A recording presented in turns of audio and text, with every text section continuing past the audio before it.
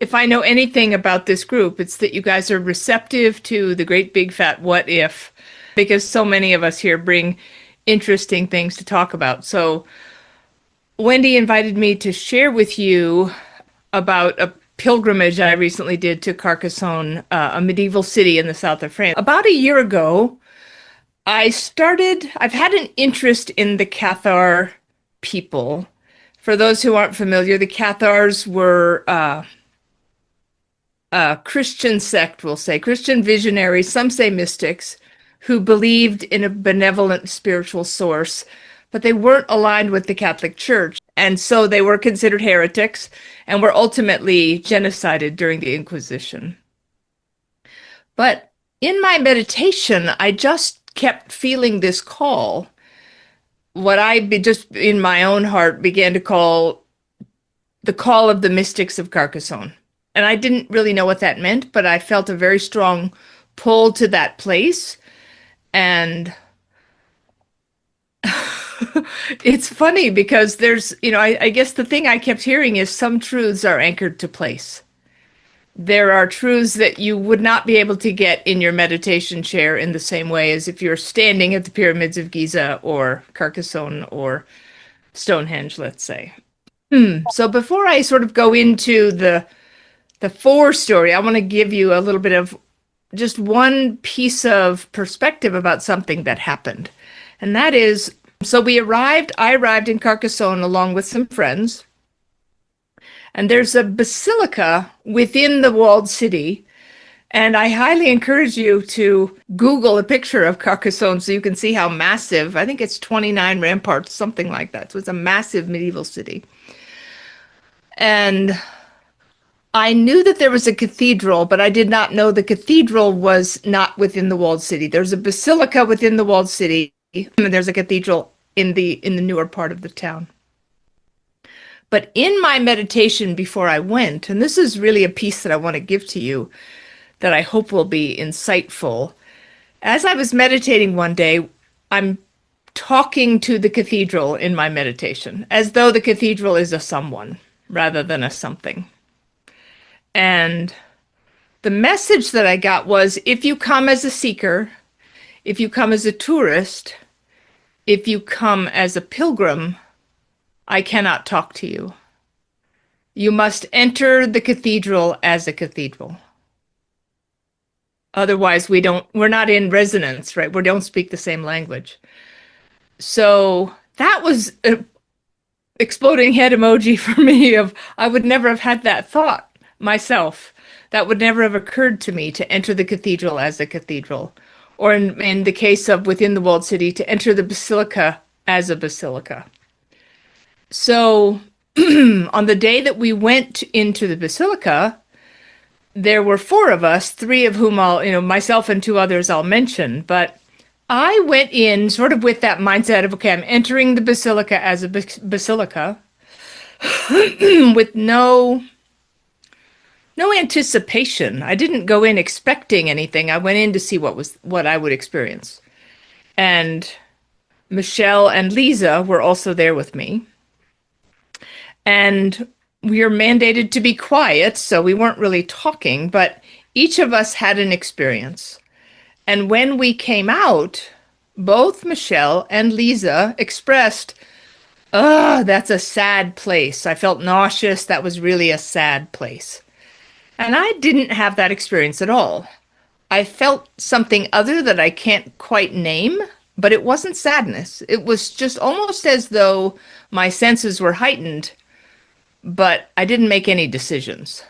And so that's important backstory to what happened 4 days later. So 4 days later, I had an opportunity to go and spend 4 hours in the basilica at 9 o'clock in the morning. The light is coming through the stained glass.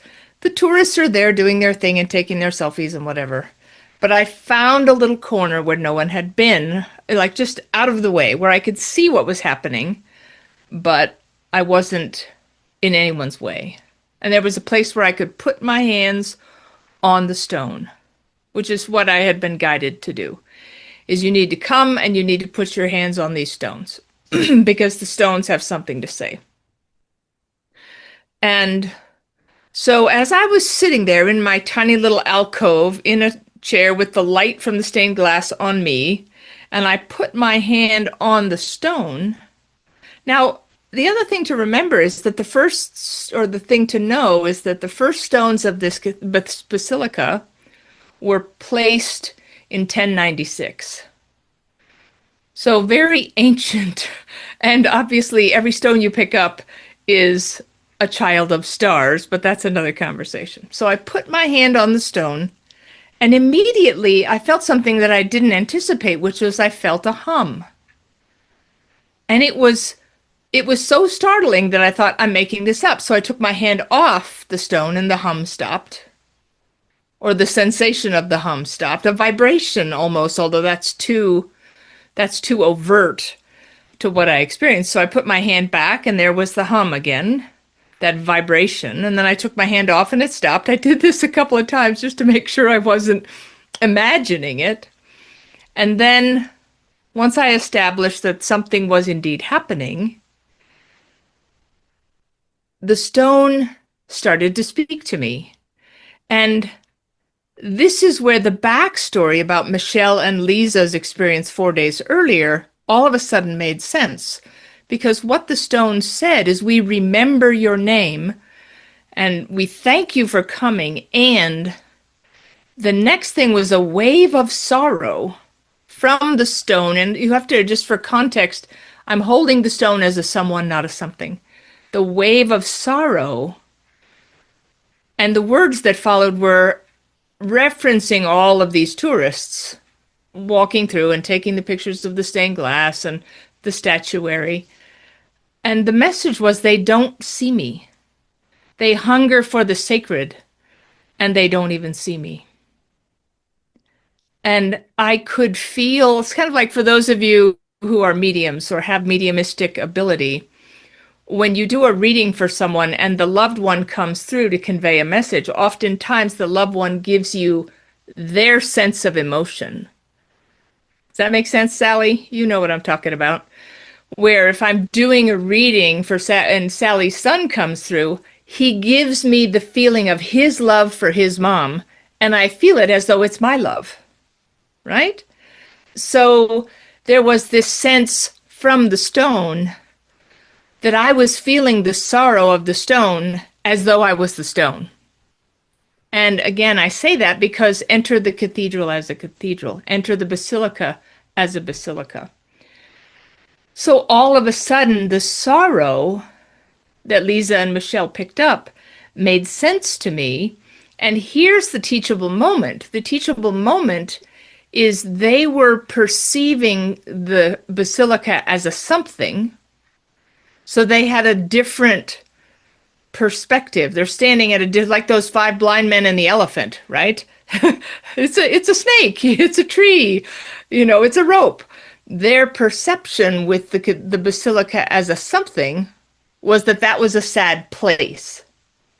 But when I put my hands on the stone, I felt the sorrow, because the stone remembers. The stone remembers everything. Every chant, every song, every note of music from the organ, every hymn, every word from the priests, every cry of sorrow or joy are embedded in the memory of that stone. And obviously things much older. So I could smell the sort of incense that had been there, and I could smell the wax of the candles, and I could see the stained glass and the light coming through. And what I heard was, you have not entered the sacred structure. You entered as a sacred structure. And so I was being named by the stone as kin, if that makes sense. It startled me, but I understood in the place that some truths are anchored to place. I understood it in a visceral way, in a lived way that I could not understand in my home in Colorado. So we as human beings are not a visitor to the sacred. The human being is the sacred, and I think we forget that in our day-to-day got to go grocery shopping, change the tires on my car kind of place. But we don't go into holy space. Holy space rises to greet us before it recognizes, because it recognizes our own architecture, its own architecture within us. You know, we each have columns and arches and the narthex and the nave and the altar. We have all of those things as a part of, if we stand and raise, regardless of your religion, if you stand up with your arms raised out, it is the shape of the cross. And most of those ancient cathedrals are built in the shape of a cross. So when we enter the cathedral as a cathedral, when we enter the forest as a forest, everything changes. We're no longer seekers looking for the divine, but we become hosts in whom the divine finds resonance. So it's that releasing the separation, right? And realizing that we are all cells in the body of God, as it were.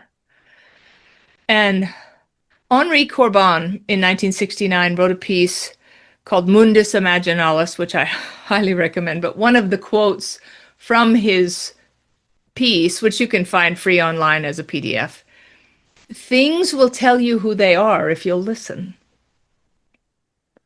So the instructions I received were pone manus tuas super saxa.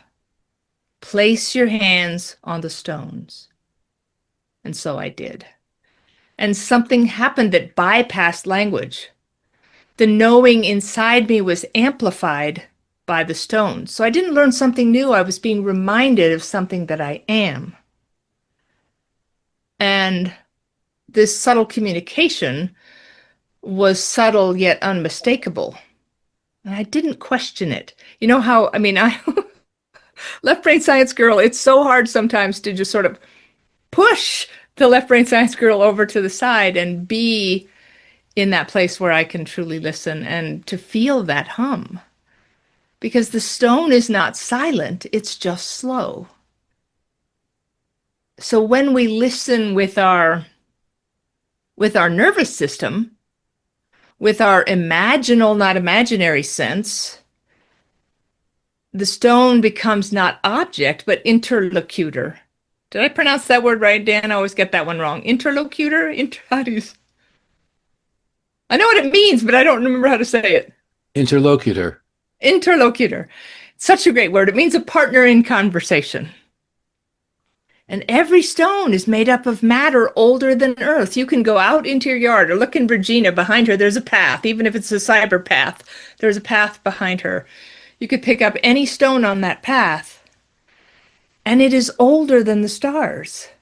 Isn't that amazing to think that you don't have to travel to some distant city to pick up a stone to listen to it, because it's all holding the stone. I mean, it's all holding the memory.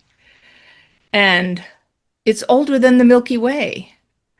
So when you're holding a stone, you're literally touching stardust that holds memory.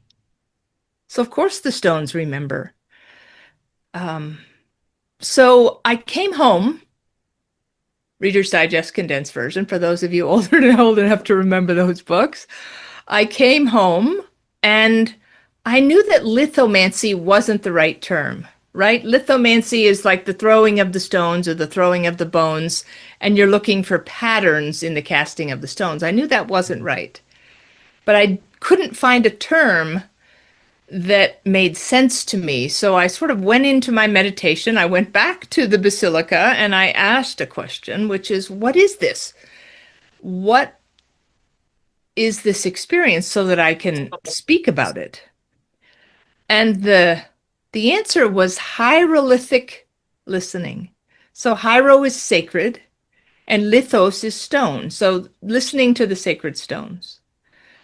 So my oversimplified definition of what hierolithic listening is a contemporary mystical practice of entering into conscious, reverent relationship with stone in order to receive nonverbal wisdom, guidance, and subtle energetic impressions. So it's a participatory discipline, but you're not listening for the stone.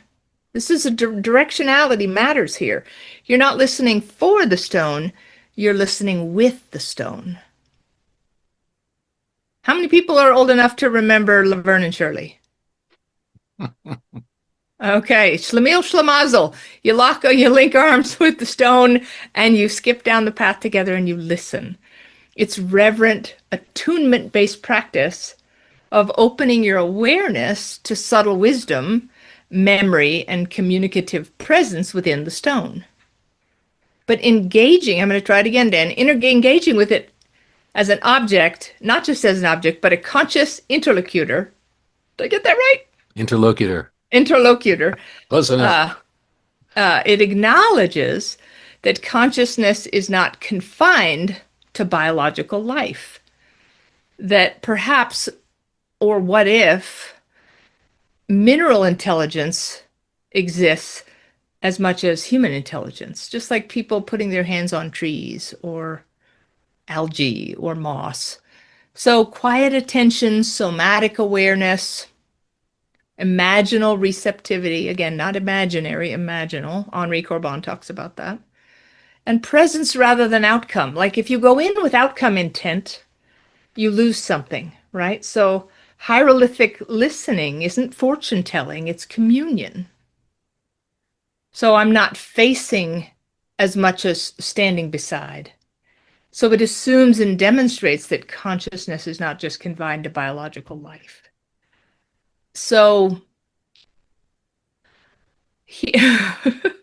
so here's just a few more pieces, and then I want to tell you about the cathedral. But hierolithic listening is relational architecture. It's subtle, but it's also multidimensional. So this Mobius receptivity, right? You touch the stone touches you. Inside and outside fold into one surface. There's reciprocity between us. And if the stone we touch the stone and the stone touches us, but we touch the stone as a stone, not as Cheryl, not as Sally, not as Jean, not as Hyacinth. And if we break, like if you think about a crystal, lots of us have crystals in our house. If you break a crystal, you don't destroy the message. It's holographic, right? The whole is in the part and the part is in the whole. So why does this matter? Well, maybe we'll go to why does this matter after I tell you what happened with the cathedral, because it's really interesting how things play out. So my sense, I'd had this ongoing year-long dialogue with this cathedral in my meditation. And as many of you have heard me say, Gary and Sally certainly have heard me say, if I don't have to get on the evening news and prove it to anybody, then I'm just going to take the ride. Am I making it up? I don't know. It's not the most important. It's not the most salient point of my hierarchy of importance. I want wisdom, guidance, and inspiration more than I want certainty. And what is it? I wrote something down. I was gonna. Or is it certainty is a fine walking stick, but a poor lantern? I wrote that down for you guys. So anyway, it was a 20-minute walk down the hill out of the medieval walled city into the newer part of the town where Cathedral Saint-Michel, St. Michael, was located. So me and Lisa and Michelle and Gary and Ellen, Gary White and Ellen Aviva, who you guys know, and one other friend. So we're walking, you know how these old cobblestone streets are. We're walking down, the buildings are tall, the streets are narrow, room for sort of one car to go by, and cobbled streets. And we're walking, and the cathedral's supposed to open at 10, and it's like 9:55. So we're walking, and the sky is blue, and it's a beautiful day, and everything is quiet because it's Sunday morning. And all of a sudden I hear something, but it's one of those things like, where you hear something and then you don't know if you heard it or not. So like, what is that? Do you guys hear that? And because everybody had been talking and chatting, whatever, and then everybody got quiet. It's like, what is that? Is that singing?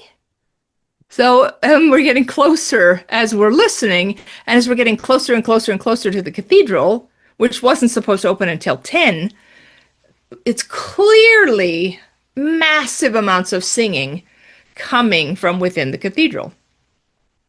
And so we open the side door and we walk in, and from the front of the church, from the altar to the narthex, is packed with people. And they were all young. Most of them were young parachutists. They had their pressed shirts and pants and, epaulets on their shoulders and the braids and the medals and singing only the way very enthusiastic 20-something-year-old French men can sing, apparently. So it was very robust. And the whole place was filled with music. And the organ was playing and they were singing. And my immediate response was the cathedral saying, "I'm so happy that you're here. I wanted to make sure you received a proper welcome." That was the feeling of like, so damn glad to see me that we're going to make sure that you have all these people singing when you walk in the door. And it turns out that St. Michael is the patron saint of police and first responders and parachutists. So they were having their annual blessing of St. Michael.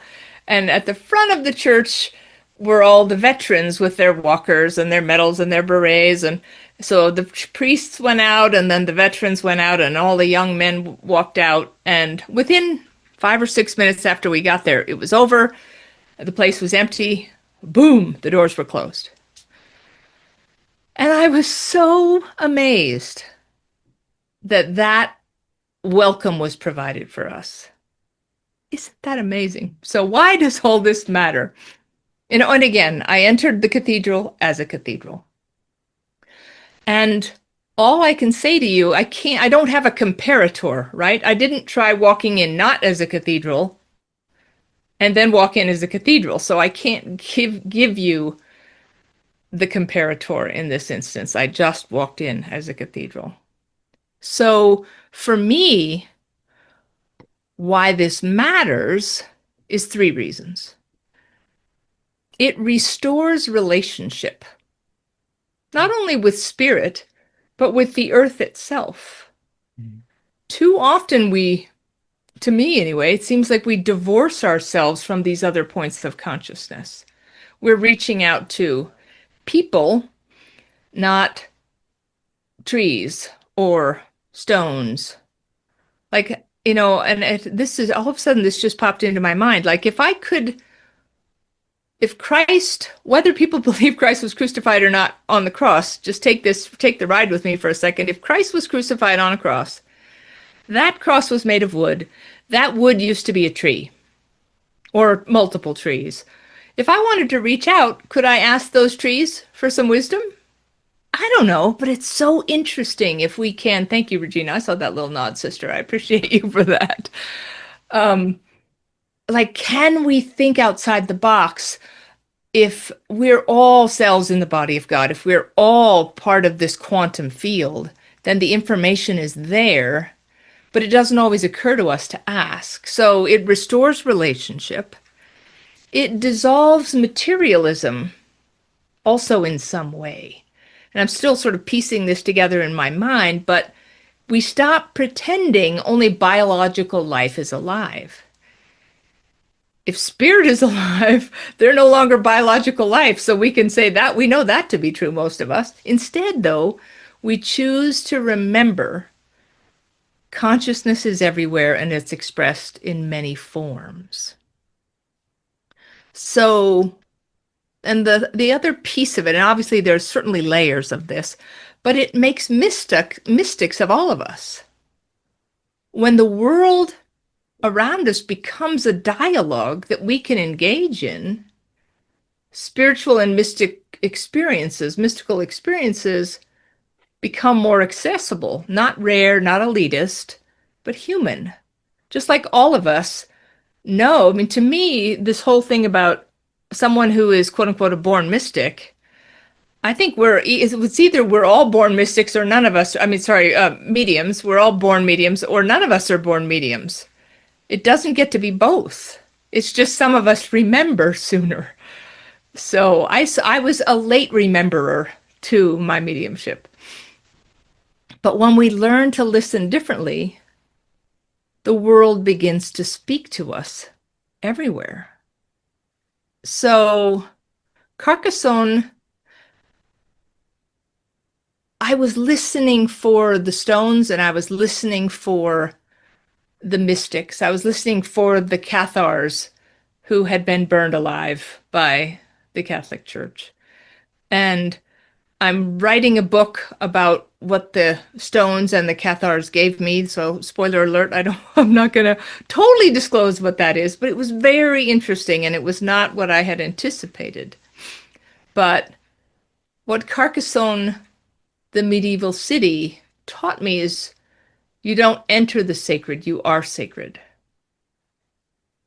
And if you enter the cathedral or the forest or the basilica or the grocery store, for frick's sake, something else becomes possible. You don't go to speak, you go to listen. But we don't seek prophecy as much as presence. And you don't go expecting what to receive, you go to receive what is given. Because presence is always speaking. So Carcassonne isn't silent, and we have access to untold treasures if we can shift the way that we listen. And I think we're standing at the threshold. Sometimes I'll say, like we're entering a new era of understanding where the old paradigm or orthodoxy is beginning to shift. But I think it's even more than that. I think that we're at the threshold of a new octave of awareness. And I don't think ascension is up. I think ascension is in. And thank you, Sister Sally. And so if we can remain open and curious and courageous as we explore what's possible, then the boundaries between worlds soften. And if I could invite each of you, no one is excluded from this. This isn't an exclusive club. I'm nobody special, I promise you that. And I have dust bunnies underneath my kitchen table. Full disclosure, I am nobody special in the grand scheme of cleaning my house. There's more cleaning to be done. So this isn't an exclusive club, but we can activate our mystical gifts and we can communicate across the veil and evolve our consciousness by becoming a co-creator with the unseen. And if I have anything that I'd like to make sure to give to you is I know that the world is insane right now. It doesn't matter which side of the aisle you're on, the world is crazy. And I think it's crazy for a reason. And we get to be the light shining into the dark corners, every single one of us. And kindness matters more than anything else. Kindness matters, especially during crazy times. So that's what I got, Wendy. That's what I got in our story. I'm sticking to it. Thank you, Cheryl. I think that's going to open a wonderful conversation. Hello, my friend. Hello, Hassan Pfeffer Incorporated. So the question I had for you as you were talking early on was, what is your definition of a cathedral or a basilica? How do you internalize that in a way that you come to the cathedral as a cathedral? Great question. And of course you would ask that question. I appreciate you so much. To me, it is a sacred space. And if you look at, just like, even if I just take the 62 years that I've been on this planet, if I am a cathedral, so many things have happened inside this cathedral of me. My children were adopted and there was joy, and Scout was killed and there was sorrow, anguish, being with patients when they died. So many different things have happened inside the cathedral of me. And this morning, Sally, I had this interesting thought. If stones hold memory, then perhaps bones hold memory as well.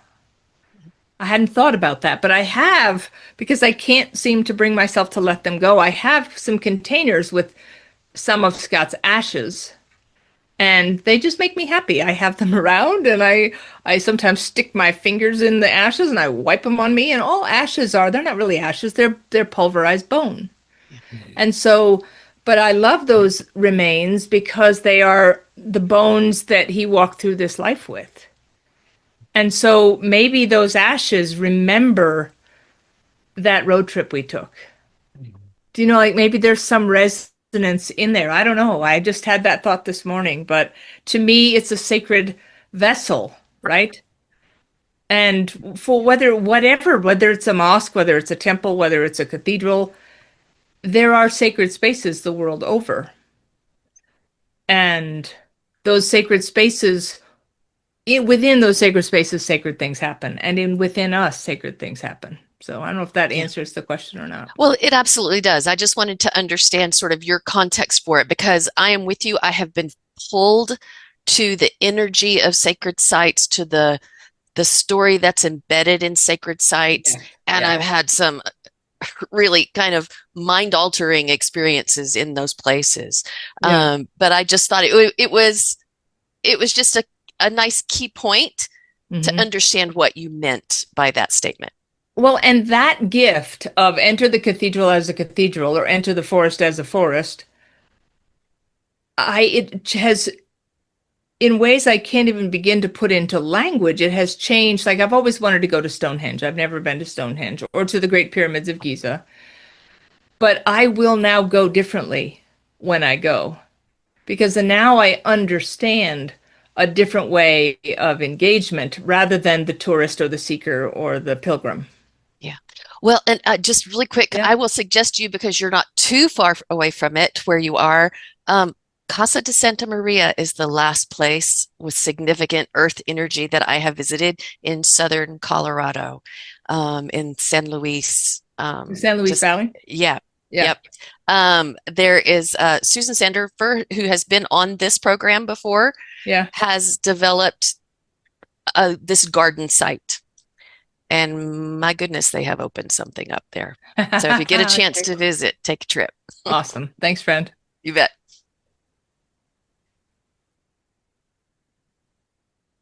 Cheryl, first of all, thank you so much for being here today and sharing your experience. This has triggered a whole lot in me, partly because I've been to Carcassonne. In 1991, my then partner, who's also named Cheryl, and I traveled around the southwest of France and visited all of the ruins of the Cathar fortresses, and including Carcassonne, which has been remarkably preserved. It's actually kind of, on the one hand, a tourist trap, and on the other hand, a sacred space. Exactly. Yeah. We bought, I think, the most expensive ice cream we'd ever bought in our lives there. Carcassonne. But the atmosphere of the place endures despite all the modern energy. 100%. Now, one thing that you said triggered a thought in me, and that is that perhaps the only thing that is conscious is consciousness itself. Amen. It's not that we as physical beings are consciousness or the stones as physical beings are consciousness, that these are conduits for consciousness. 100%. Yeah. And when you think of the only thing being conscious is consciousness itself, it opens up a huge window. Yes. Amen. So it's,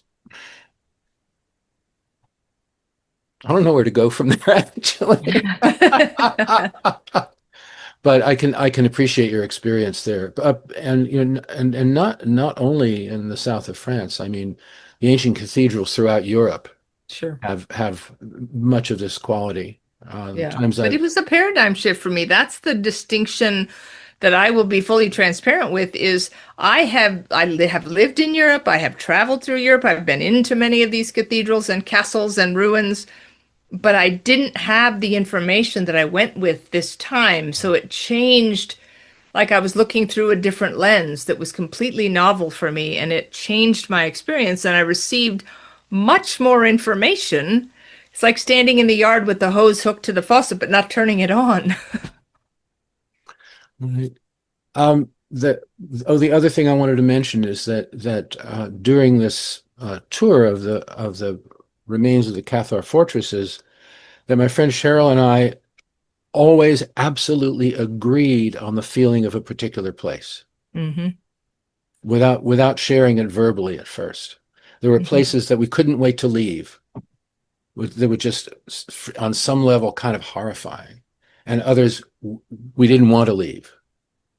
And again, we shared this without any you know communication or cue. Yeah.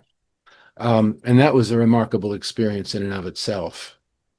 Cheryl is a harpist, and she brought a little harp along and played Oh, in nice. in the ruins of some of these fortresses.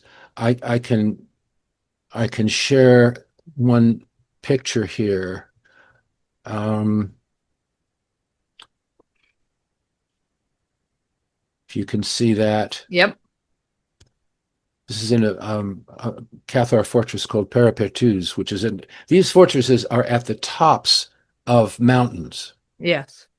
and you'd park halfway up the mountain, and then you'd walk up these stone stairs forever to get to the top.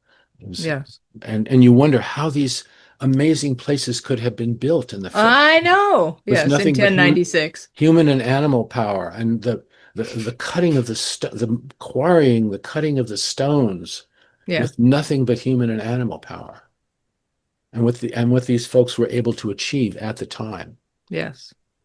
And that's one thing about even traveling around Europe in general, particularly the British Isles. You see so much stone architecture that has Yeah. endured throughout the centuries. I find that mind-blowingly awesome. Yeah. And here's the thing, Dan, and I don't know if you would agree with this or not. And it's not to, like, if we just use the Cathars as an example, obviously the way that they were genocided was evil and horrifying. But we all understand, I think, that as soon as we cross the veil, we're no longer in the sorrow and the trauma and the grief and all of those things. But I think, what is that? What's the word? Is it anthropomorphize, where I turn my stuffed animal into an actual dog? Right? Uh, I don't Or, know if that's anthropomorphization, but there must be a word for it. but you know what I mean? It's Yeah, like, so I think what we do is we superimpose our understanding of the trauma on the place, as opposed to there is a cleansing of that trauma to understanding. I don't think that that doesn't happen, but I think we in 3D reality turn it into this is a sad place, sad things happened here. We have enough knowledge to turn it into a heavy place. And yet, I think that if the Cathars are there because I invited them, they are not thinking about being burned alive. I think that my experience is they were happy to talk and they were not talking about being burned alive. That was just like Scott was hit by a truck. Whenever he shows up, he's not talking about being hit by a truck because it's just the way that was just his exit point. right. So I don't know if that makes sense. It makes absolute sense. I mean that, on this side, there are these dramatic and painful moments, and they occupy a larger space in our awareness than they do Yes. on the part of the experiencer. So Yes. we're always projecting in one way or another, and I think to really relate to another human being, even in life, Yeah. there's an art to kind of relinquishing our point of view, which is not really totally possible. Yeah. But I think if we can just do it to the best of our ability, it can transform relationships and communication and so Yeah. on. Well, there was a woman called Henrietta Lacks. I don't know if you guys are familiar with Henrietta Lacks. Um, but Henrietta Lacks, 1950s, had a hysterectomy, and her cells are, I forget the term, but the eternal. Like they're still using her cells all over the world to create all kinds of cures and whatever. And I did a reading for someone who was connected to Henrietta Lacks, and her family member was absolutely in the victim. Henrietta was a victim. That was her human understanding. And Henrietta, in all of her sassiness, said, "Don't you go making me a victim. I came here to give that gift so that humanity would get the benefit." So Henrietta's, and I didn't really know very much about Henrietta at the time. So the cry from the human side of it was that they didn't have permission to use her cells, and her cells have continued to be used, and the family never got any gain from that. But she was insistent that she was not a victim, that her entire purpose in coming into this physical life was so that humanity would have that gift. And that was an education for me. How many mediums understand? Sometimes I swear the reading happens so that I will learn the thing that I needed to learn as well, or it's a twofer, as it were. So thanks, Dan. Oh, sure. Miss Gloria. Oh, sorry. That's an incredible book. The It Henrietta is. story is an Yeah. incredible book. And she had uterine cancer, I believe. Correct. And Yes. The cells that they were, and there's a term for this. There's a term, and I can't think of it right at the And moment. they convert the cell, and then those cells have been used throughout the world as a medium for them to experiment with cures for Correct. all kinds of different diseases. So her contribution was huge to medical research. Because they're eternal cells. They don't die. They don't degrade. And yes, it's amazing. So many things came up for me too, Dan. You know how when they come through, they don't want to talk about their death. Well, our whole lives, we don't talk about our births. good point. We come in and go out. Yeah, so what? It's just, how we got here and how we got back out again. I sometimes ask, is there life after birth? There you go. I know you do. The thing that occurred to me when you were speaking was that if I were a cathedral, I would have heard thousands and thousands and thousands of prayers. Yes.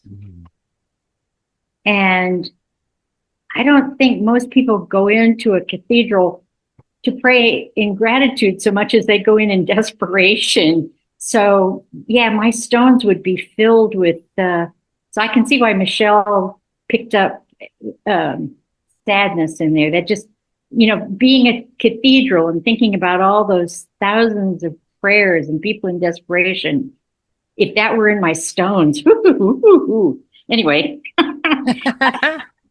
The thing about stones is everywhere I've ever been my whole life, even moving here, I brought the stones with me. Mm-hmm. They're sitting out in the yard now. And when I first moved to Louisiana, you try to find a stone in Louisiana. They're all imported. And so I would go to a landscape center or something, and I would walk around until one of the rocks really appealed to me, and I would have it delivered. And once it was there in the yard, usually a boulder, then it felt like home. Yeah. And so when I was moving stuff, my kids think I'm crazy because it's not just, furniture and clothes and stuff like that. It's bunches of rock. Me too. Me too. But when you said that, what that made me think of is, okay, so we all have the capacity to be medium. So do the rocks. So do the trees. I've gotten comfort from putting my hands on trees before. Yeah. They're as animals. And I'll just tell you a story real quick. Where I'm living, the front porch is screened in, and somehow the little, I think they're called anoles, lizards, they get in somehow. And so I've got my house plants sitting out there, and they've inhabited those house plants. So I'll go out and I'll talk to them. But what you've made me aware of is it'd be more, and they'll listen to me. They'll take their little heads and they'll turn and they'll look. And at first they all darted the minute I opened the door, but I talked to them. So they're hanging out. And so now what I'm going to try is talking to them as a lizard. I think that's a great idea. I love that. So that's what's next, is it? And the same thing with the stones. I think I'm pretty tight with the stones, but I'm not there with the lizards yet.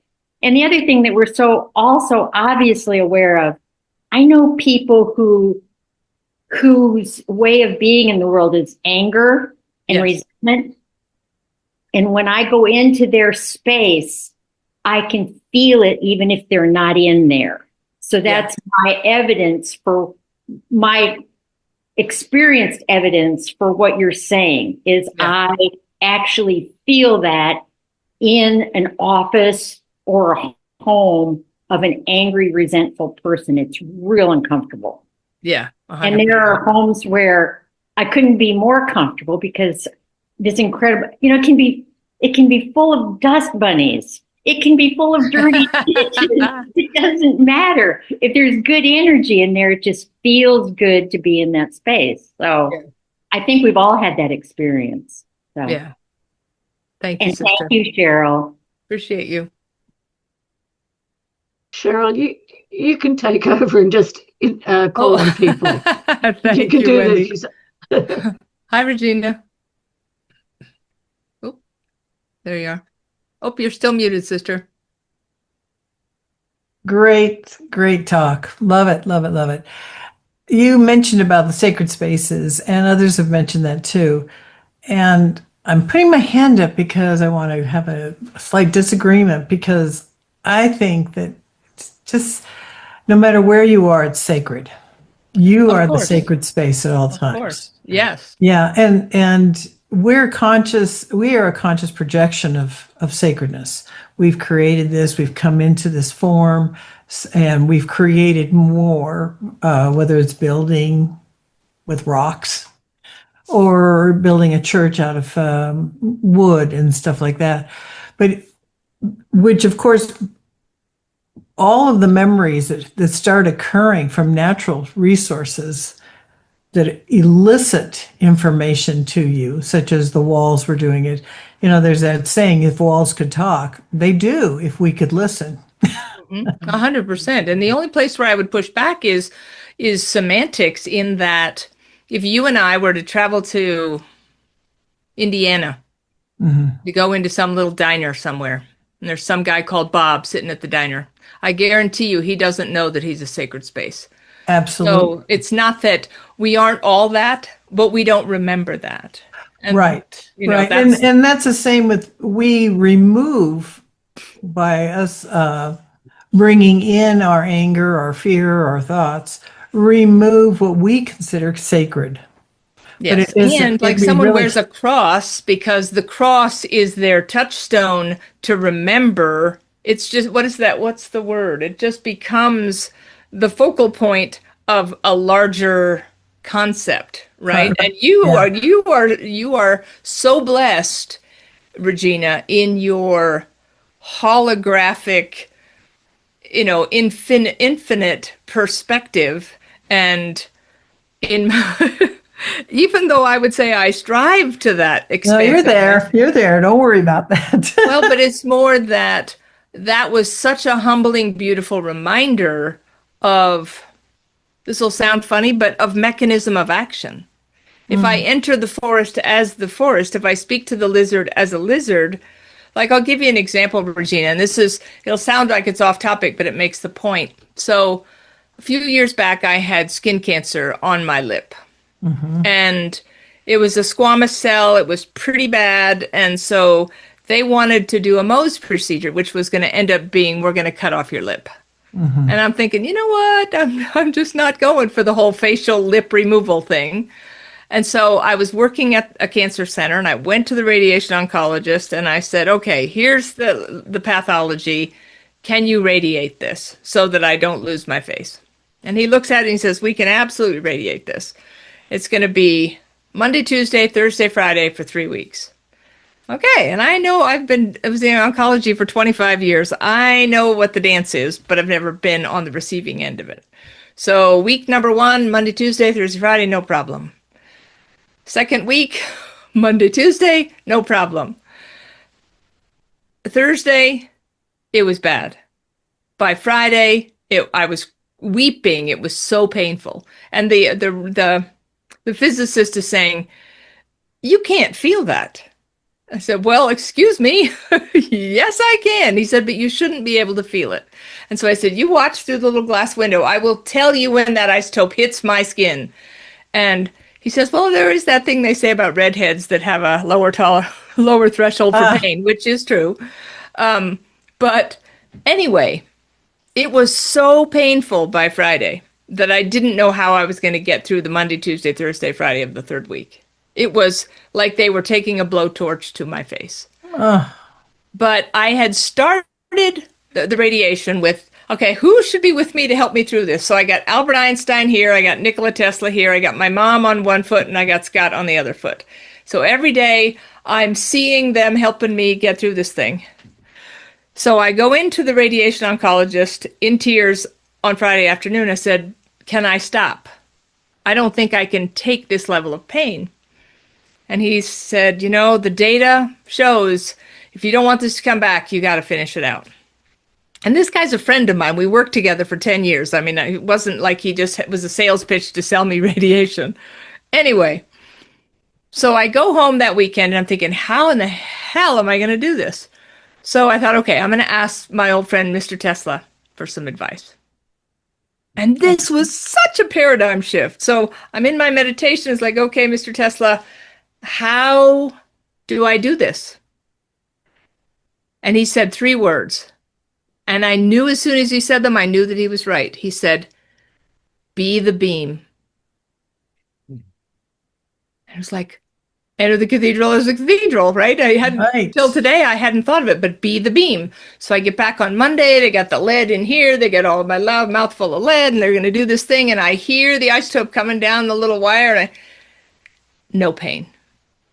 Monday, Tuesday, Thursday, Friday, 0 pain, but I'm sitting there going, be the beam, be the beam, be the beam, be the beam. Mm-hmm. So it's, if I am separate from it is where the pain is being caused, as opposed to if I can be the beam, then the beam is meeting the beam. There was no pain. And I had 0 pain for the last 4 days of the treatment, which should not have been the case had I not been being the beam. How fabulous. Congratulations. Thank you, sister. Yeah, no, it is perspective. It's all perspective. Yeah. I don't listen when someone tells me you can't hear that. Yeah, I know. Yeah. But But all I of these also say to things, people, if something exists as a potential and you're not aware of it, then it doesn't exist as a potential for you. right. Absolutely So, correct. Wonderful, wonderful. thanks, Thank you friend. so much for this beautiful presentation. Appreciate you. I'll Thank let you run off to Gary now. Hi, Gary. Hey, Cheryl. You know, it hit me the other night on What If, your podcast or your Zoom meeting. We often forget that, I mean, we know that we're not separate from each other, but the statement, be the cathedral, be the forest, brings to mind that we're not separate from anything that we perceive. And I think people tend to forget that, even in the spiritual community, or people that are waking up to the greater reality.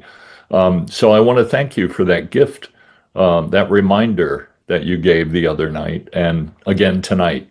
So very, very powerful. And what if you got pulled over to and you were going to get a ticket from a police officer? Maybe you could meet the police officer as a police officer and not get the ticket. Anything is possible. Anything is possible. All right, Dan, what do you got, brother? Well, this is maybe a little off the point, but I was thinking about the Cathars themselves. Yep. They were, for their time, and we're talking about the 10th, 11th, 12th century, Yep. they were an advanced culture. 100%. They had a lot of commerce and exchange with the Judaic and the Islamic cultures through the Mediterranean, very unlike the Catholics in the North. Correct. And they were a culture in which women could own property. Mm-hmm. This is in the Middle Ages. Yep. And they had a nominally strict religious practice, which they didn't necessarily follow because they were more in their actual being and their day-to-day lives. They were bigger than that. Mm-hmm. And that was apparently one of the reasons why they were eradicated. Yes. that they posed a threat to the more conservative cultures in the north. And the Yeah. Albigensian Crusade is what it was called. Instead of sending Correct. their troops to the Middle East, the northern French sent them to the south of France and just wiped out everyone. And that was the worst massacre on the European continent until World War II. Yep.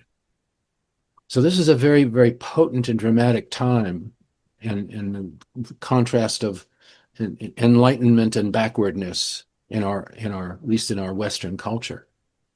And Yep. so I'm fairly convinced that there are a lot of potent energies stored to this day in that land and in the stones and in the culture. Yep. And very few of their texts survived, which Yeah. so I'm going to try to do my best to convey what it is that I felt like was given to me to pass along, and we'll see if it translates or not, but it was a worthwhile journey, that's for sure. No. Probably for me the most powerful moment was when my friend Cheryl and I were on the grounds of the Montségur fortress. Yep. It was the last holdout of the Cathars. Correct. And I'm going to share a photograph here. Can you see that? Yep. Yep. This was the spot where Cheryl and I suddenly felt that was where we had been burned at the stake. Mm-hmm. It just came on both of us at the same time. And I have since been told, I don't have the awareness myself. I've since been told that I was actually one of the invading soldiers who turned against the invading army and became they basically switched sides. I don't have the memory myself, but it's what I've been told. Yeah. And this photograph to me is just with the sunlight, and when you see the folks standing at the top of the rim of the fortress there at Yeah. the top. This is just a magical moment, and one of those incredible life-changing experiences. So just wanted to I love that. share that.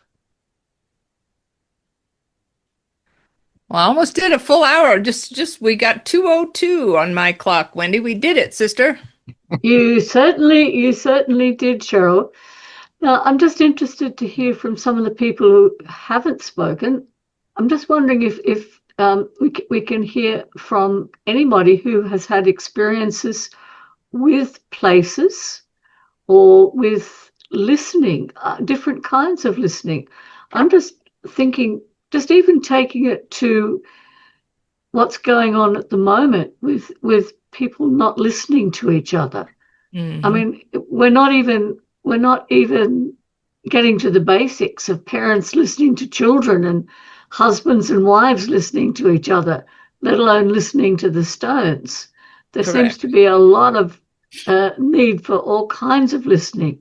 Yes. And let's hear from you.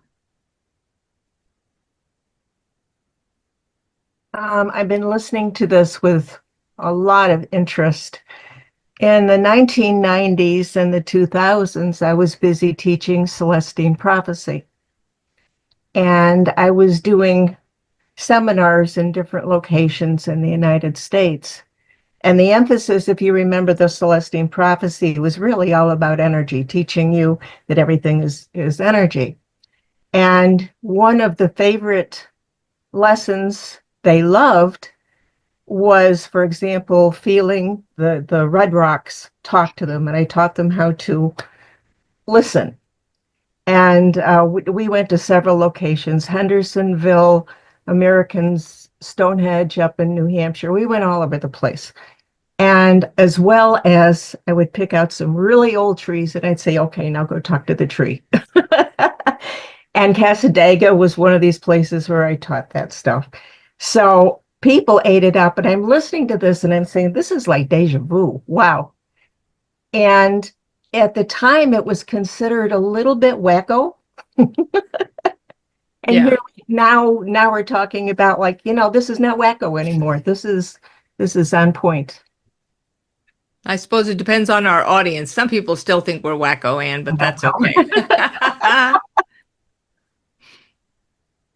And a comment. Thank you, Thanks, Fran. Anne. Do we have anybody else here who's had experience of psychometry? Yeah, well, when you said it, Wendy, I had been thinking the exact same thing, that this sort of interaction with the walls of a cathedral or stones or whatever is very similar to psychometry. It was one of the early things that when I was studying mediumship under a mentor, that was part of the process of one of the things that we practiced. And honestly, my mediumship was far more clear holding an object than it was when I wasn't holding an object, as part of my development process.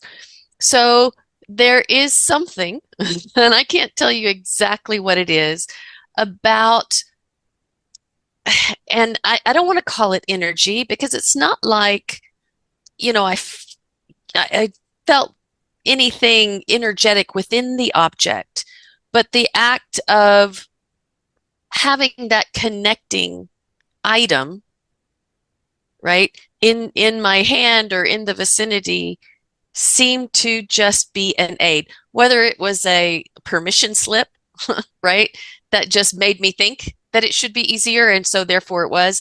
I don't know. But it definitely, if you're learning mediumship, practicing psychometry is a really wonderful way to kind of ramp up your abilities. But with regard to the energy of place, I've now had so many profound experiences in either sacred sites or with standing stones or with portals or with, a site that had intention placed in it and around it, that there is also something very specific about the intention 100%. that makes the veil thinner, if you want to call it that. I mean, the veil's just a metaphor, right? But Yeah. that makes access just that much easier. And so that if anybody wants to take another trip to go see standing stones or something, let me know. I'll join you. Well, and you make a really important point, Sally, about, I think, my sense is there's three threads that we weave with: intention, attention, and surrender. And if we weave with those three, we braid those three things together. Because squirrel, this is a little off topic, but I had a disagreement with somebody at one point where he was saying, all you have to do is set your intention. Like he was talking about manifestation or whatever. All you have to do is set your intention. I said, I don't agree with that, because if I show up at Sally's house and I'm really hungry and I intend for Sally to give me a sandwich, but she's already eaten, I'm not getting fed. There needs to be an action in addition to the intention, because the intention is not actionable. There is something about intention. Attention is the action, right? And surrendering to, I don't care what kind of if I'm hungry, I don't care if she gives me a roast beef sandwich or a cheese sandwich or an avocado sandwich. I just want a sandwich. But it's kind of like going into a restaurant and having the intention that the waitress is going to bring you food. And she says, what do you have? A hamburger. But that doesn't tell her enough information about how you want it. Or a sandwich, but it doesn't tell you what kind of sandwich. So specificity in the grand scheme of even spirit, it's really helpful if you are a little bit more specific. It's a two-way street, right? 100%. You're not going to receive communication without a willingness to communicate. Yeah. Thanks, sister. Yeah. I'm going to jump in on that conversation. Yep.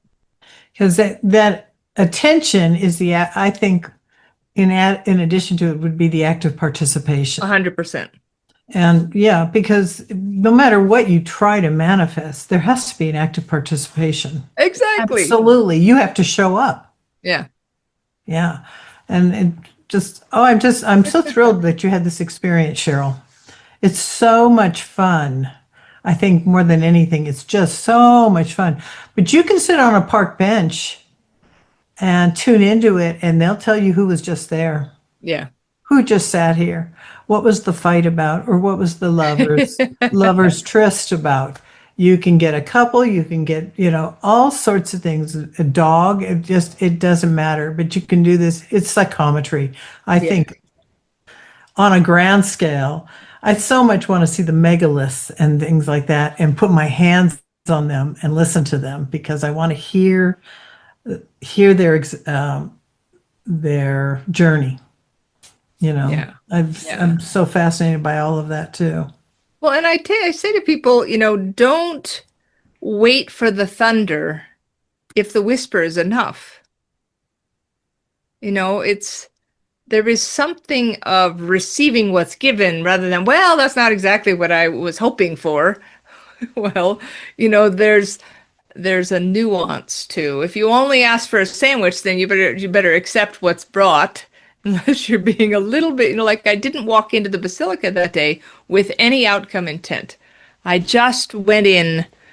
I'd never been a Basilica before that I could remember, so I went in as the Basilica, and it's kind of like when you're learning to drive a stick shift. If anybody remembers learning to drive a stick shift, and you got to push in the clutch at the same time you're letting out the gas, and you got to pull the stick shift back. And it was a little bit of walking and chewing gum. So it took me a minute to sort of be the Basilica, but it changed everything for me. And it's one of those things you can't unsee it, right? Once you know, you know. And I can't tell you how many times in my life I thought I knew this, X, whatever it is. And then you get some more information. If we look at all of human history as a linear line, we absolutely, Galileo knew, Copernicus knew, Newton knew. And then we got some more information. And it's not that we were wrong, it's that it was partial. Sometimes we were wrong, but oftentimes it's just we take partial information and turn it into the whole truth. Just like with mediumship. I tell people if I'm doing a reading for Gloria and her grandfather comes through and he says, every Sunday I used to take her out in my red truck and there was Bazooka Joe bubblegum in the glove box and we'd always go down to the country store. And it was a red truck, it was a blue truck instead of a red truck, and it was juicy fruit instead of, don't not take the pieces that apply if it's not exactly what the actuality was, because it all comes through the filter of the medium. So when I put my hands on the stone and I'm listening, it's still coming through the filter of me. And that's naive for us to say this is absolutely the truth when it still has to come through the filter of me. So, cautionary tale. And through the filter of language. 100%. Which is subjective for each of us. Exactly. And that still ends up being our own our filter of understanding, right? Yeah. Hello, Miss Gloria. What do you got, sister? Well, you just brought something else up for me. I think there's a wide-ranging, widely held misconception that when an individual sits with a medium, that their questions will be answered, when in fact, that's not the right way to say it. When really what's happening is the person across the veil is trying to get a message across, and that's what's important, not what questions I want answered or Exactly. symbols I want to have show up, but what, and the word you use is wisdom. What wisdom do they want to give me, or what, message of encouragement or love or whatever. And I think that causes a lot of issues in our community with trying to communicate what we've come to know with other people, because they have this expectation. I'm going to go to a medium and they're going to answer A, B, C, and D of my questions. And that just isn't how it works. Spirit has free will too.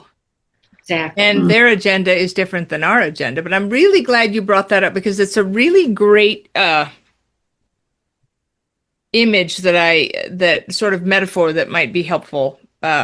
So if Gloria and I go to the beach and we are going to sit on the beach and we're going to watch the sunset, that is a 3D lived experience. We can feel the sand, we get that stickiness of the ocean, we get the birds, and we hear the sounds and the wind in our hair, and that's a 3D lived experience.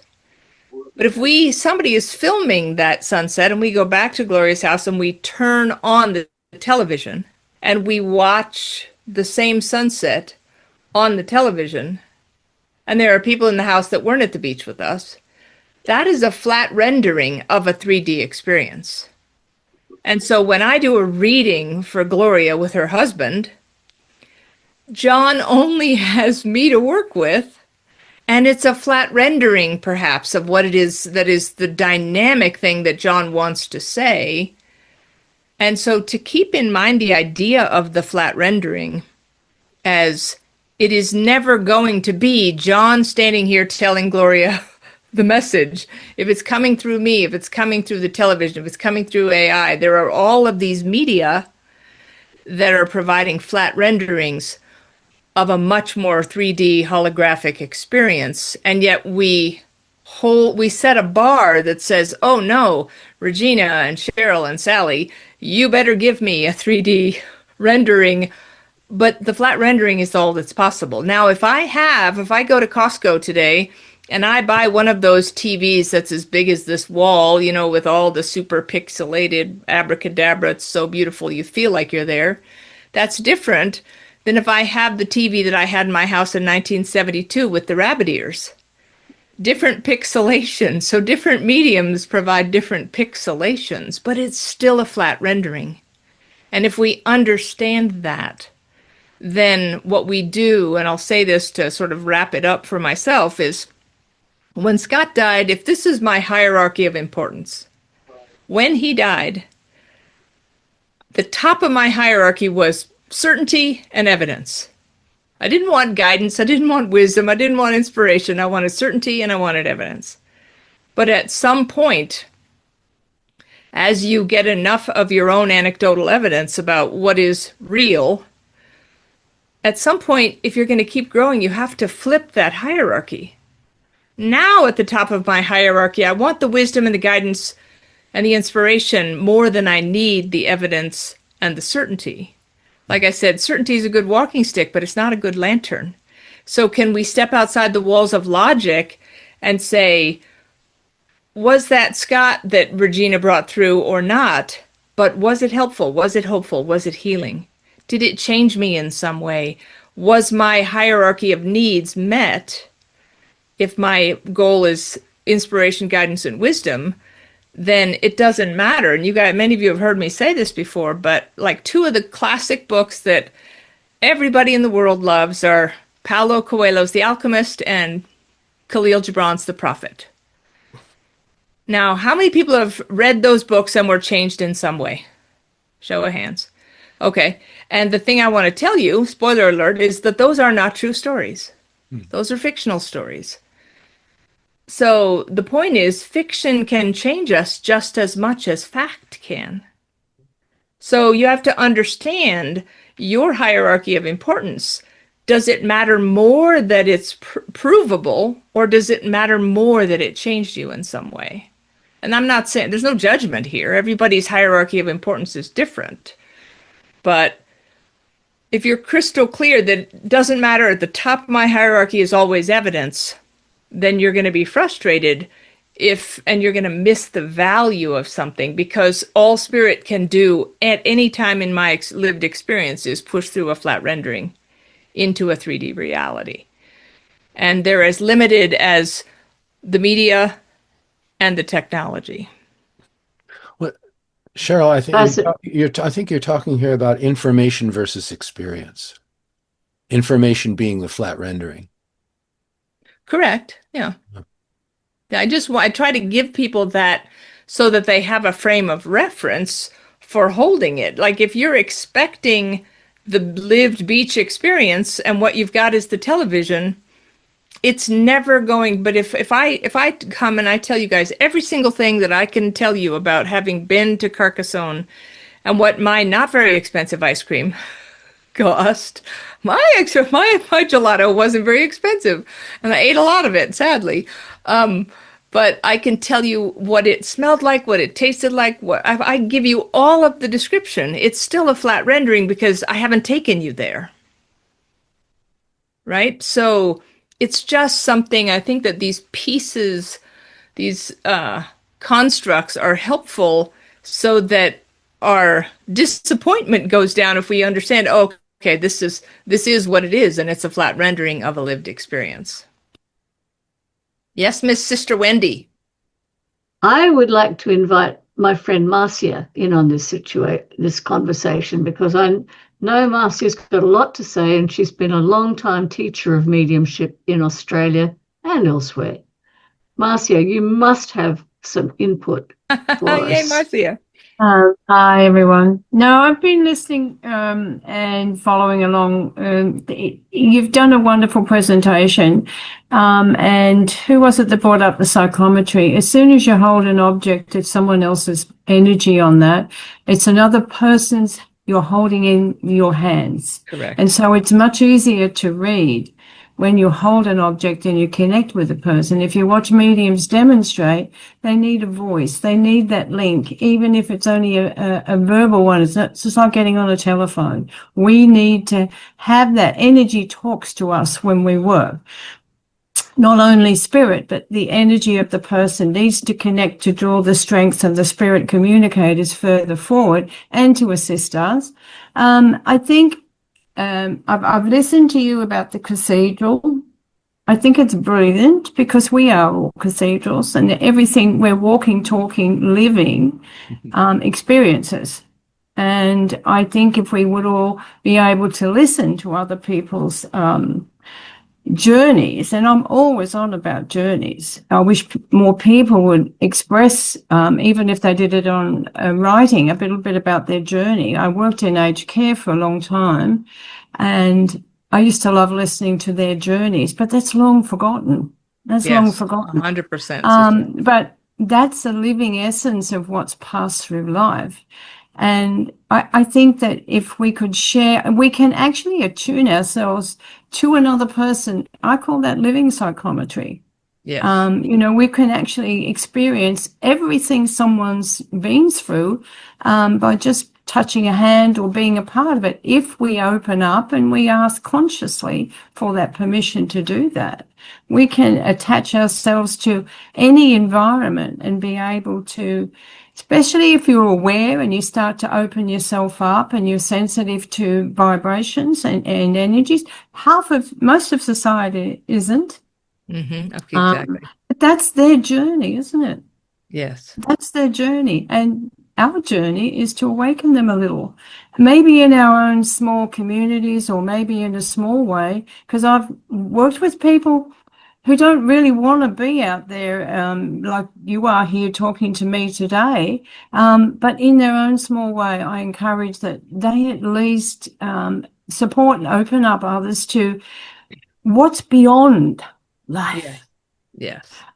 Because I feel we're living on parallel lives a lot of the time. I agree. And when a medium or someone who's super sensitive can connect with people across the world, even if they can't see them or hear them, but they are connecting. And I think all of this is something that we lost somewhere along the way. But then again, you have to say, have we lost it? Or are we meant to live and exist in this existence we're in now and maybe do a little bit more searching? And I mean, the stones, and I listened to you and Daniel and Regina, the stones, anything talks to you. It's powerful what can come through to you. But people don't pay attention. They don't have time. They don't want to do that. Yeah. They take life as it is, or what other people tell them to do. And I think from the time we're born and the chosen incarnation we have dictates where we're going to go in our early years. And I think we chose that.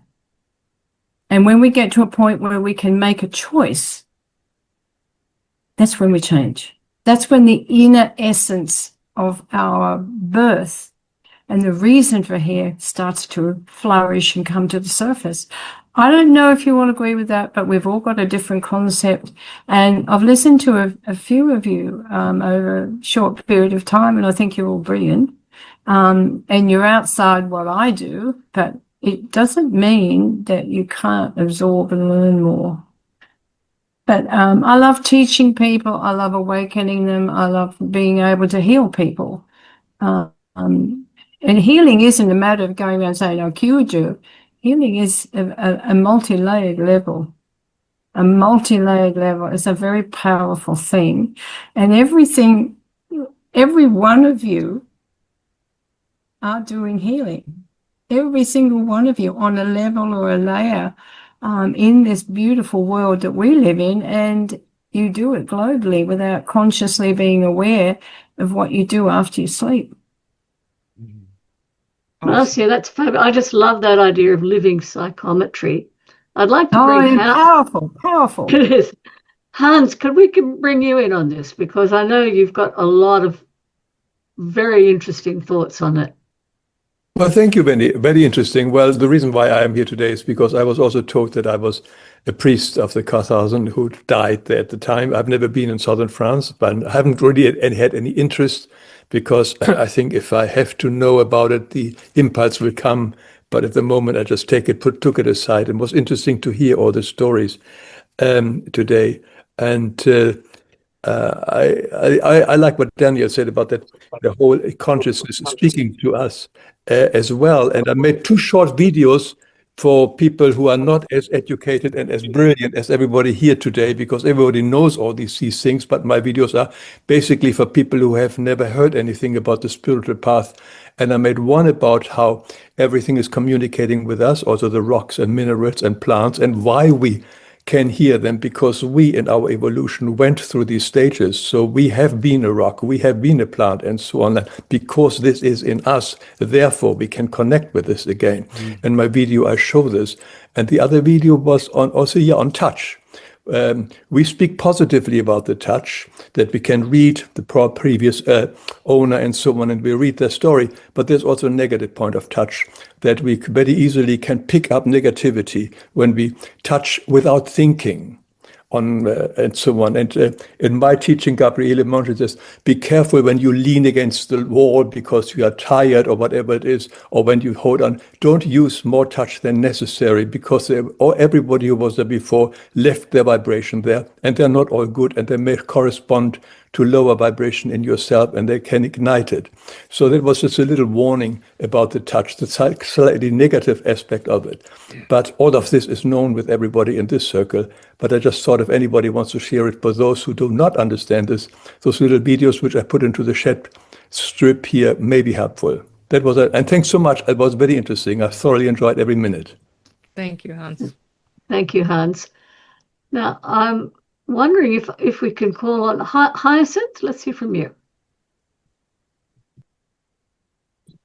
I was just interested to hear what Hans just said, because I was in Peru and I leaned against a large rock. It was warm and I just relaxed into it, and I felt loved by the rock.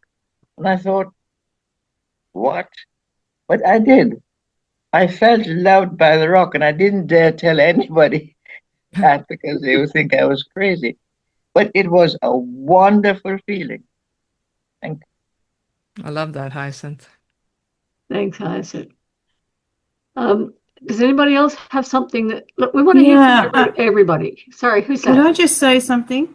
Yes. I listened to Hans about leaning against or touch. Yes, we touch a lot of things, but we can't be fearful of that. We have to be able to live in a world as it is and be able to adjust to that. And that's probably why a lot of people are not open to it. But, you can't live in fear. You have to be able to live your life and control those experiences. I'm very aware going into negative energies. And when you teach people to start to open up and develop, one of the things that I find is most people are frightened. And they have a lot of fear. They don't see the people. They don't always hear the people. And then they go to a supermarket and they tell me they got an attachment. No, no, no, no. You have to protect yourself. You do have to protect yourself. You have to learn to be able to discern what's that energy. And one thing I teach is what's a negative energy? How do you deal with that? You can't walk around fearing things because we're touching things all the time. That's just the way I think. I do appreciate the fact that we touch everything and we do get a sensory feeling from that. It's a part of the world. And that's just my thoughts. I work with students, and a lot of people over the years have come to me for help because I think they've got an energy, and you work with it. Attachment, when you work with, it's just a simple experience they've had. And you can energetically adjust that with help from the other side. I've done a lot of that work. I've been to a lot of those places. I've experienced that. But I said before, journeys could be lost when you pass. But isn't that our job when someone comes to us from the spirit world? To be able to talk about their journey, their life. It's not lost. We just got to get better at it and bringing it through. That's all I want to say. Thank you, Hans, I do understand that, and I think touch is a powerful thing, and I love touch. There's not enough of it. Hans, did you want to answer that? Did you want to respond to that? No, it's absolutely perfect what Matthew said. Yes, I fully agree. The reason why I say it sometimes, and this is from my teacher, she says, sometimes we let ourselves go. And be careful for it, because as I said, when we are tired, we lean on something like this. And that is a moment, maybe you Weakness, yes. try to get yourself, basically says, don't let go of everything, don't touch everything, don't lean on everything. Just be aware of how you carry your body and be aware of the here and now, and nothing. You will be fine. But if you let yourself always go and all support and so on, because we are lazy or tired and so on, these are not good moments. So this is maybe a reminder for ourselves to be more, how shall I say, appreciative of our body, and or more responsible of how we behave and move around the world.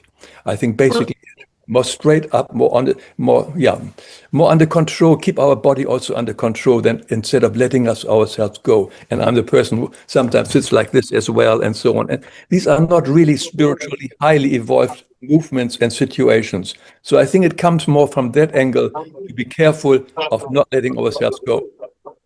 Personal responsibility. I think in the current times, I think coming back to what Marcia said, we have to develop our awareness of what is affecting us. Like if you're watching a YouTube video and it's negative, you need to actually have like this stop motion of saying, stop, this is negative energy. I really have to protect myself from what I'm seeing and reading and hearing, and to be sensitive to the fact that when you're feeling down, it may not be you, it's coming from somewhere else. And it's kind of like having a stop motion. I think somebody mentioned that, to actually be aware of what is you and what is somebody else or something else. Lloyd? Yeah, I had an experience similar to that. I've been meditating using the IAC, the velo. You bring your energy down to your feet and then back up to your head and back. And yeah. And there was a strong emphasis in the class that I took about being aware of negative energies as well as positive ones, and just awareness is actually your friend. It's not unawareness is when you can get into trouble. But anyway, I was opening up a storage space about a year ago, and went down to the end of this hall to unlock the storage space, and I just felt this creepy feeling, like something awful happened there or something, it was just creepy. And when I talked to the guy at the desk, it turns out he said, yeah, that's a lot of people have said that about that particular spot. And apparently there was, this used to be a bank and there was a vault there. And there was something that happened, somebody who absconded with money, or maybe it was a robbery or something like that. But in the wake of that, I felt like from time to time, that energy would come back to me, and dealing with it through this meditation was a really positive experience for me. In many ways, it helps me sleep better, just knowing I can handle that. So that's my experience. Yeah. Thank you, Lloyd. That's wonderful. Anybody else got something they'd like to share? Oh, sorry, Cheryl. I'll go back to you. I'll leave it in your hands. Well, only from a standpoint of I wanted to address one, it is so tempting, especially I remember when, God bless Wendy and Victor, when they gave me so much love and support early on when I knew nothing and everybody seemed to know more than me. But it's really important to honor your own lived experience. I mean, there's so many blanket statements that get cast out there, and it's easy to turn that into your own dogma, your own truth, because it's kind of like religion that way. Like, this is the way it is, but that doesn't necessarily mean that that's going to be the way it is for you. So I want to share something from this book by Barbara Marciniak, Bringers of the Dawn, Teachings from the Pleiadians, because it so completely shifted my paradigm, and it really does speak to my lived experience, which is different than somebody else's lived experience. So I'm just going to read you some snippets from this passage. So it starts with, love is what you experience when you go beyond light. You need light, which is information, to access this love. Without the informational frequency, the love frequency is misunderstood. When the love frequency comes first without the light frequency, you think that love is outside of yourself, rather than understanding that it is you. And this is what people have done on your planet for eons. But then I fast forward, and it's talking about being, so now that you have become informed and you understand what you are up against during the multi-dimensional light infusion with your identity, you will begin to experience the love frequency that will allow you to extend love to other versions of your multidimensional self and create a massive healing of consciousness on many levels. The experiences you will have in these realms of activity can be very powerful. They will alter you tremendously, and you will walk around with a smile from ear to ear so that others wonder what you've been up to. So here's the important part for me. You will carry yourself this way because you will be in a vibration of ecstasy. You will be in a vibration of connectedness, and everyone and everything you draw to yourself will be a part of that vibration. Now, here is key. Anything that does not resonate with this frequency will not even be able to get near you. In actuality, when you resonate with the higher frequencies, anything that is not in those frequencies will not even see you. So, like, I know Scott is here, and I can't see him because I'm not in that frequency. So I understand that people have experiences of attachments or entities or whatever those things are. That isn't my lived experience. I have never, in 8 years of walking this journey, I have never once ever had any untoward, malevolent, sort of dark experience. And this, to me, if you think about, Obi-Wan Kenobi in the first Star Wars, these are not the droids you're looking for. And they say, these are not the droids we're looking for. Anything that does not resonate with the frequency that you're in will not even see you. So I just want to say that as a cautionary tale, as we are all learners and we're all lifelong learners, is sometimes people will say things, but don't automatically take it as your truth. Let your lived experience shed light for you rather than taking somebody else's lived experience as what is always what will happen. I've never had an experience of darkness. I'm not naive to think that darkness doesn't exist, but I strive to, like, for me, and Sally's heard me say this before, people would ask me, well, how do you protect yourself? My full, here, get a pen. This is my full process of how I protect myself, and that is anyone who serves the light is welcome here. And I don't then need to say anyone who doesn't serve the light is not welcome here, because it's implied. So anyone who serves the light is welcome here, but be very cautious of anyone else's lived experience as the way that it is, because Hans and Eileen and Sylvia and Gary and Sally and Peg and I could all go to France, but if we all went to different parts of France and we come back and tell you this is how France is, that's not how France is. That's how that part of France is. So in the spiritual community, I see that sometimes harm is too harsh of a word, but I think we can cause harm because we say this is how it is. And I always try to be, and I want to close with my caveat. My caveat is always that everything I've shared is based on my present level of ignorance. This is my lived experience, and it doesn't in no way is a blanket truth of anything.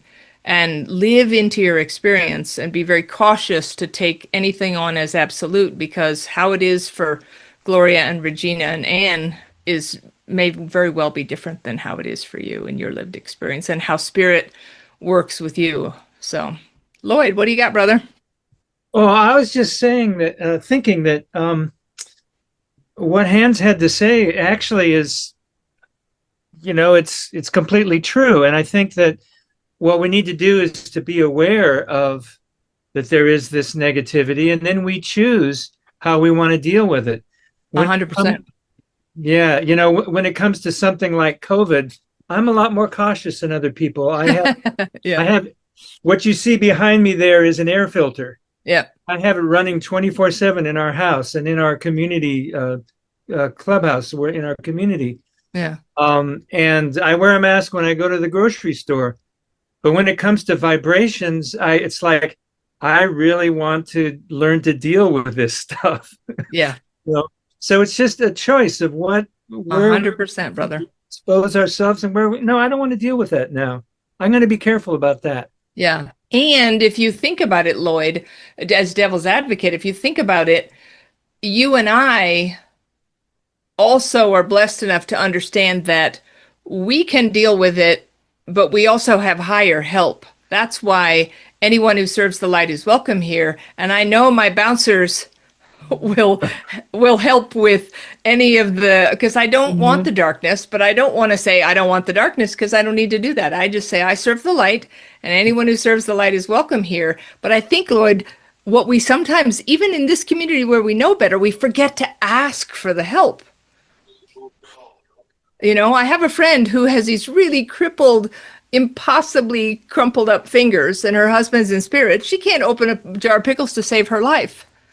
But if she's trying to open the jar of pickles and she says, Tony, I need help opening the pickles, boop, and the pickles open.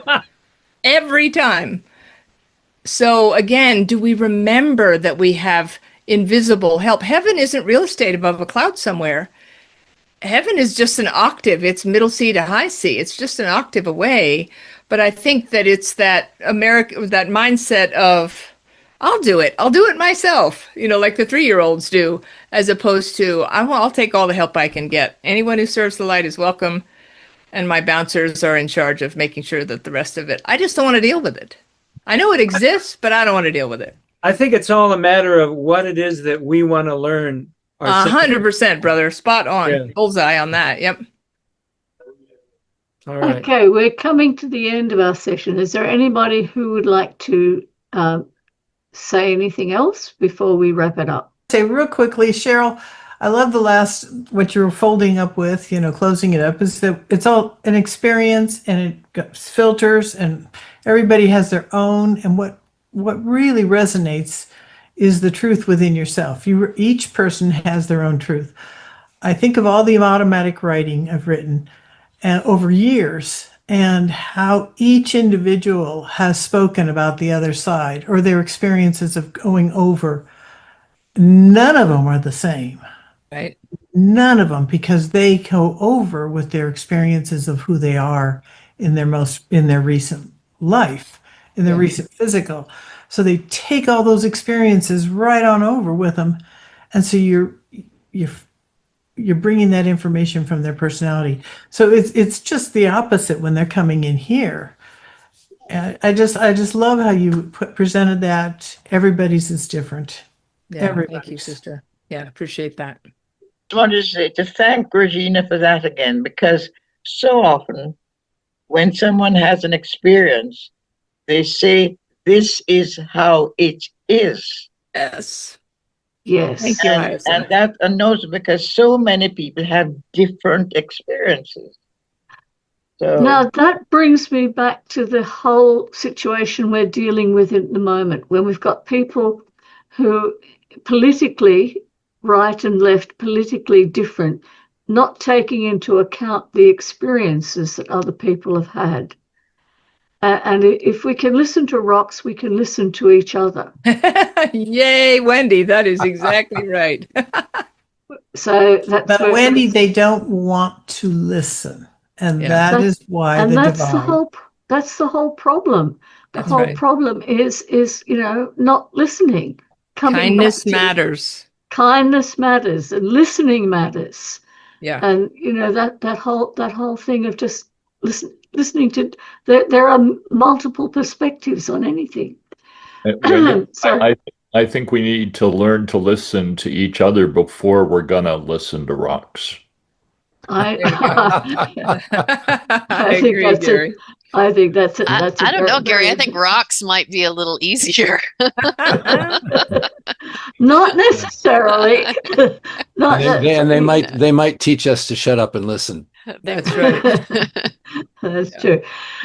Dan, you were going to mention something about the presentation you gave last week, a couple of days ago. Oh yeah, this here in Marin County in the San Francisco Bay Area, we have a meeting place called the Sunrise Center, and it's a place you can rent for presentations. But the folks who run it also, over the years, have had series of presentations in the realm of consciousness, and they're just beginning to sort of reawaken a whole series of presentations on the afterlife and transition and so on.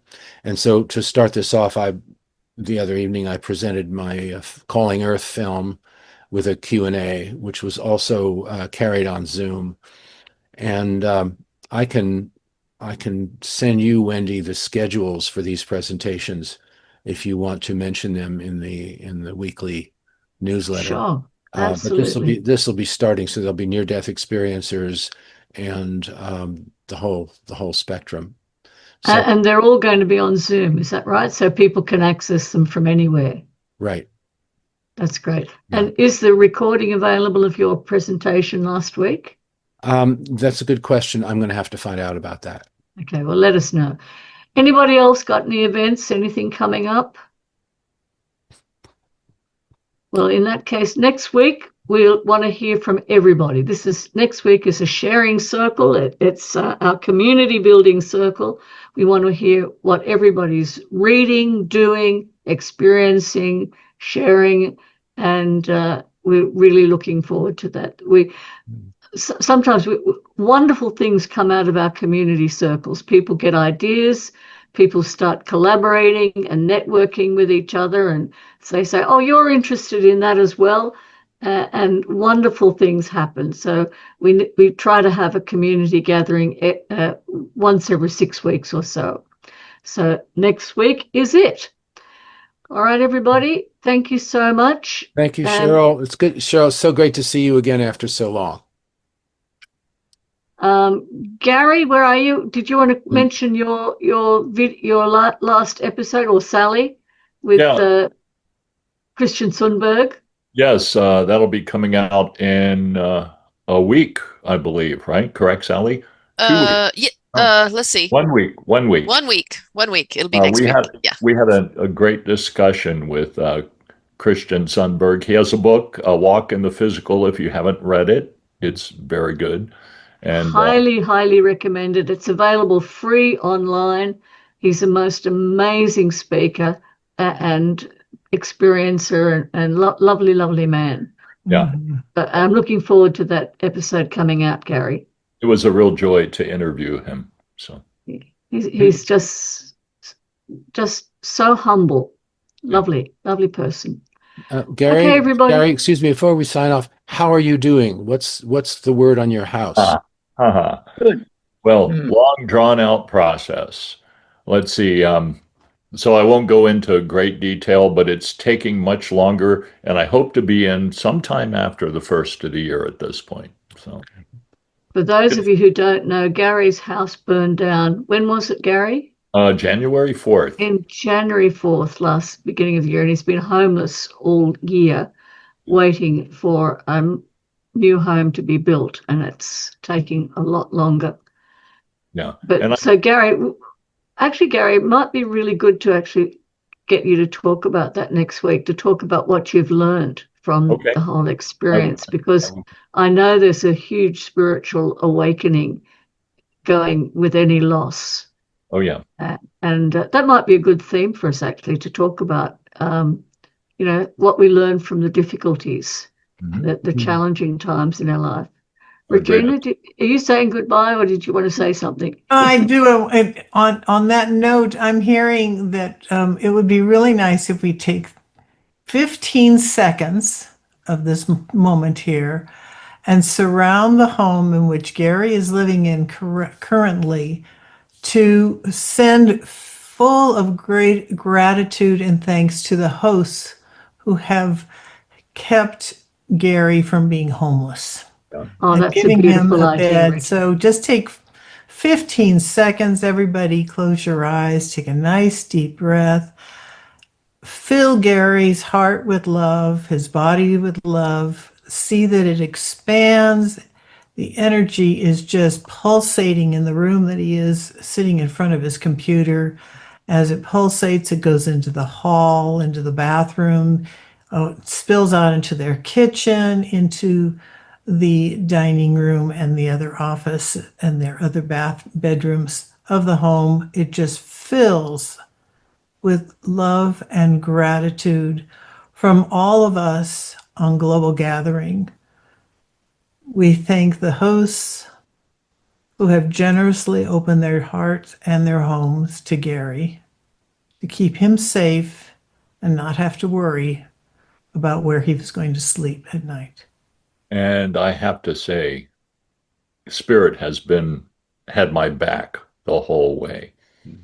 So, and I want to thank everyone who over this year has reached out, offered their help, their love, their support. It's kept me invigorated and buoyed. So thank you to all of you. So, Well, we love you. Thank you, everybody. That's lovely. Thank you, Regina, for thinking of that. Okay, everybody. Look forward to another wonderful global gathering next week.